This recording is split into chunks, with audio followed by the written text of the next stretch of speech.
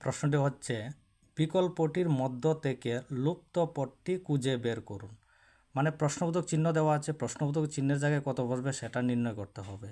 তো অঙ্কটা আমি কোন দিক থেকে শুরু করব? দেখুন, উপর থেকে নিচের দিকে বড় নাম্বার আছে, তাহলে অঙ্কটা আমরা উপর থেকে নিচের দিকে অঙ্কটা সমাধান করব। প্রশ্নটা এসেছিল এসএসসি গ্রুপ ডি 1/12/21 শিফট 1-এ।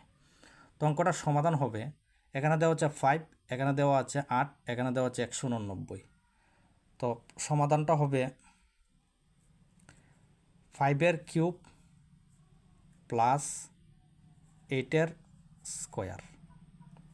তো 5-এর কিউব করলে হবে 125 প্লাস 8-এর স্কোয়ার করলে হবে 64।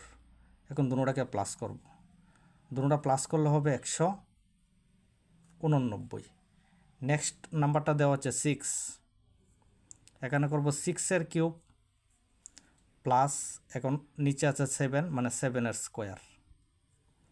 তাহলে 6-এর কিউব হবে 216 প্লাস 7-এর স্কোয়ার হবে 49।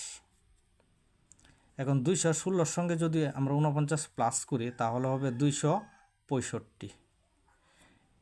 এটাকে আমরা সেমভাবে করব, 7-এর কিউব প্লাস এখানে আছে 9, তো এটাকে লিখব 9-এর স্কোয়ার ইকুয়াল টু, তো 7-এর কিউব করলে হবে 343, তারপর আছে প্লাস, প্লাসের পরে আছে 9-এর স্কোয়ার, 9-এর স্কোয়ার হবে 81। 343-এর সঙ্গে যদি আমরা 81 প্লাস করি তাহলে হবে 424। আনসারটা হবে 424। প্রশ্নবোধকের জায়গায় কত বসবে? 424।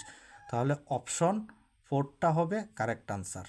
যদি ভিডিওটা ভালো লাগে তাহলে লাইক, শেয়ার এবং চ্যানেলটি সাবস্ক্রাইব করবেন।